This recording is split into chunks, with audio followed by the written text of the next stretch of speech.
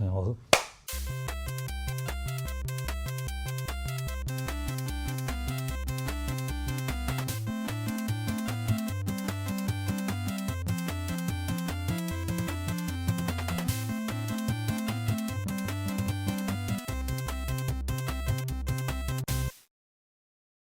welcome to Thinking Deeply About Primary Education, the podcast that makes time and space to think about pedagogy, teaching and learning, professional development, anything of interest to time-poor but enthusiasm-rich primary teachers.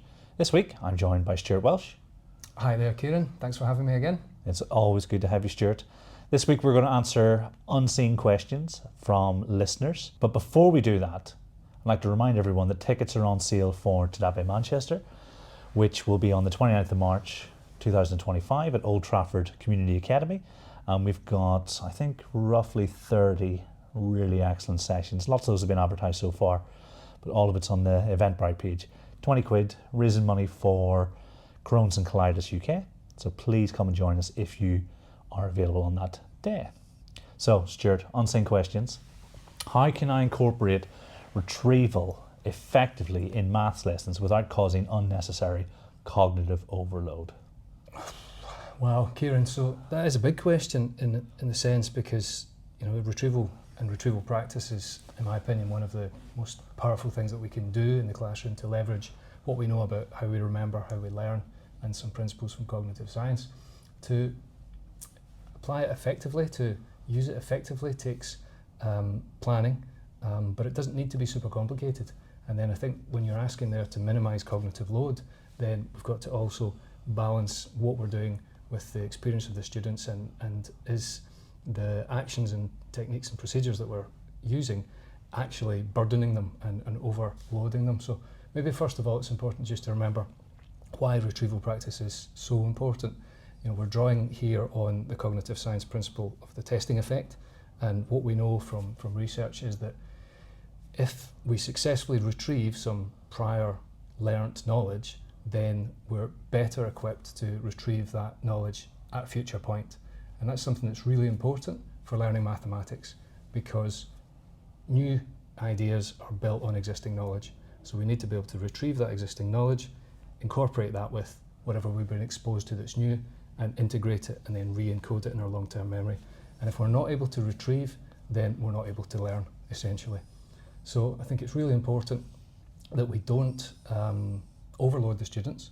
Cognitive overload occurs when our working memory is just too full with different stimuli, new information, and we're not able to process and make sense in the way that we need to. And let's not forget, if we are trying to integrate new information with existing information, then we still need to leave space for that to happen in working memory. So a lot of people say reduce all the extraneous distractions, all the extraneous load. But remember, there needs to be processing space as well in there. And I think maybe sometimes we're not cognizant of that. So in terms of effective approaches for maths, you know, questioning is obviously probably number one on the list there, but something that's so important to effectively use retrieval is to involve all students in that process. So instead of, you know, directing a question to one or two students or taking the first answer that's offered, bring in some sort of whole class response system. I've talked in the past, I think, about many whiteboards, you know, show me boards, multiple choice, A, B, C, D cards, or digital solutions like, you know, there's plenty of things available on the market that you could use. The key here is to get responses from all students so that all students are getting to benefit from that retrieval practice. Different techniques that you could use.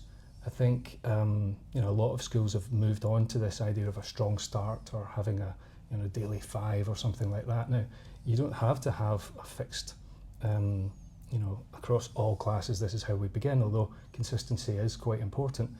But some opportunity every lesson to retrieve prior learnt material.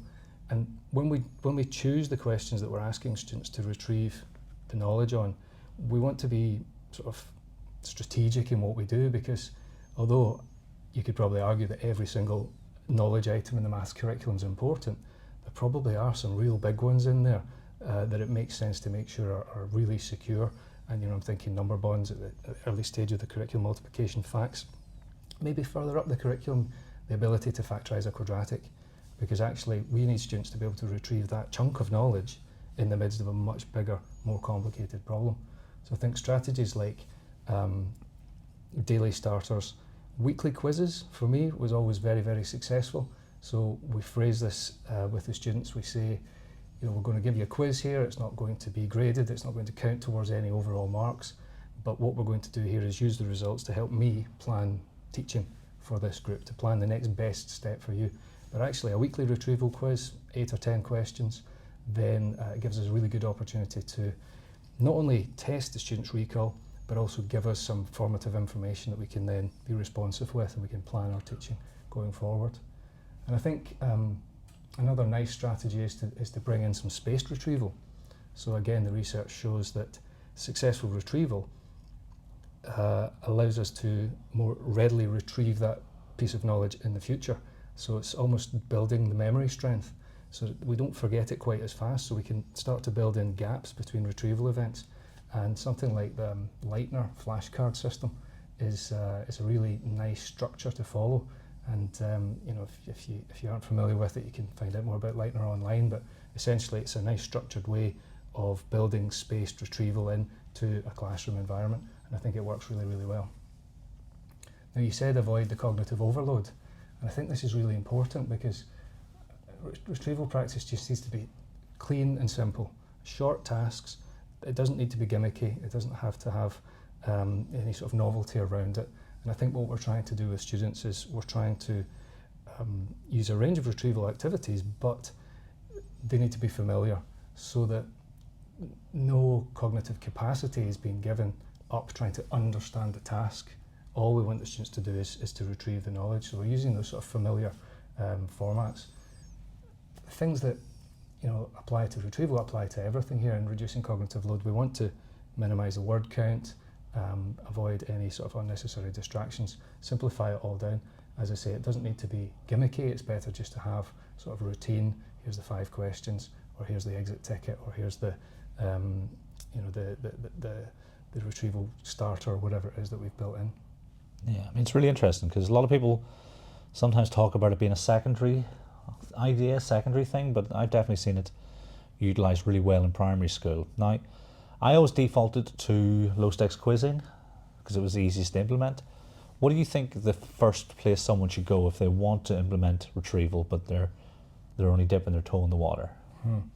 So I think there are different routes that you could take, probably going to be equally impactful.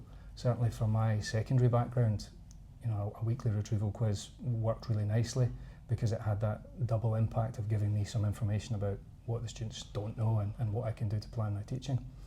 But building in a starter is, again, not that challenging if you just look back at what you taught last lesson, last week, last topic and last term, for example, and that's a very, very basic model. We want to really be a bit more purposeful about what we're choosing, but as a starting point, that's not so difficult to build, and just bring that routine in at the beginning of your lessons. So a weekly retrieval quiz, 10 questions, or a daily starter, I think those are two good places to sort of dip your toe in it. And if you do want to do something that's just a little bit of a lighter touch, then maybe a sort of exit ticket type question, that can also work quite easily.